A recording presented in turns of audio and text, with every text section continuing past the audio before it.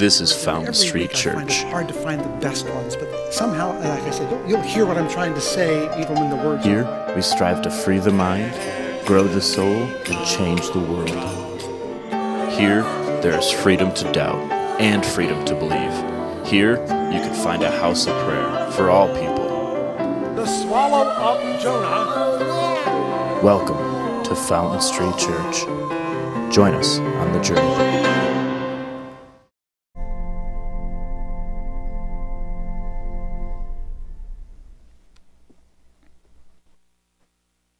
As tender and loving as the nativity story is, it has a shadow that casts itself over it. It's an observance that was carried out yesterday in the Roman Catholic Church, the Children's Mass it's called, or the honoring of the slaughter of the innocents. You know the story, don't you?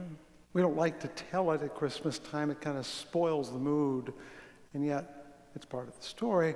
Remember when the wise men came to see Herod, and it says, and all Jerusalem was troubled with him. And why was that? Because Herod was a very brutal man. And if Herod was in a bad mood, everyone ducked. He killed his own children to preserve his place on the throne. He married more than once, and a few of his wives ended up dead. Not a man that you would want to be on the wrong side of, clearly.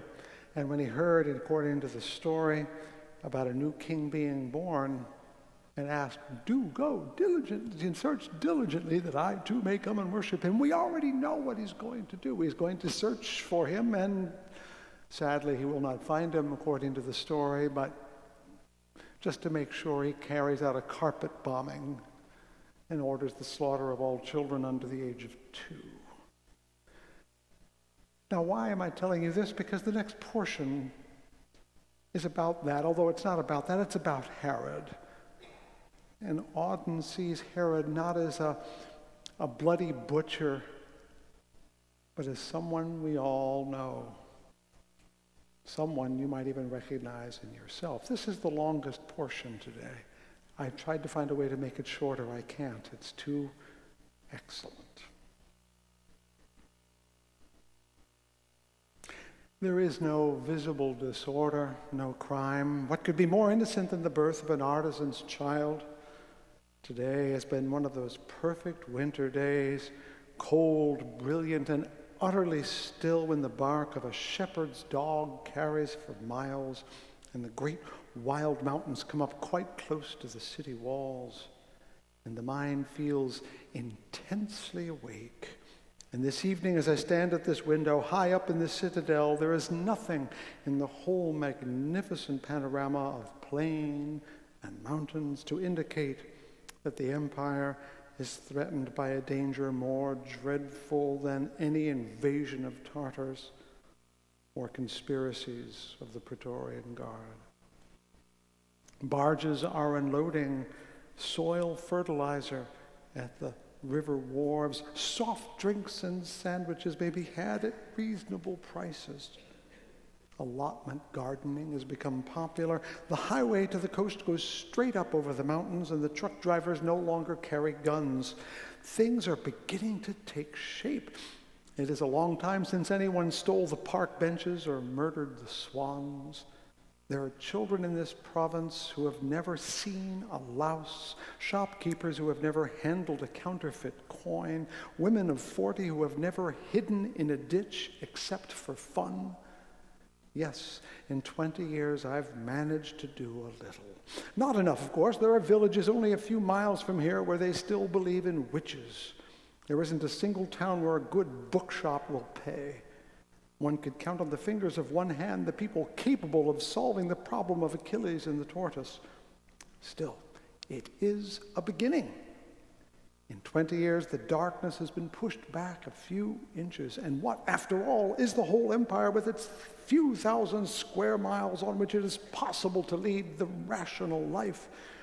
But a tiny patch of light compared with those immense areas of barbaric night that surround it on all sides, that incoherent wilderness of rage and terror where Mongolian idiots are regarded as sacred and mothers who give birth to twins are put to death, where malaria is treated by yelling, where warriors of superb courage obey the commands of hysterical female impersonators, where the best cuts of meat are reserved for the dead, where if a white blackbird has been seen, no more work may be done on that day, where it is firmly believed that the world was created by a giant with 3 heads, or that the motion of the stars is controlled from the liver of a rogue elephant.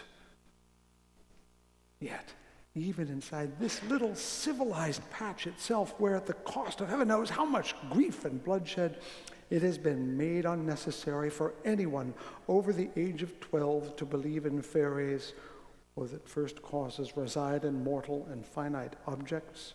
So many are still homesick for that disorder, wherein every passion formerly enjoyed a frantic license. Caesar flies to his hunting lodge, pursued by boredom.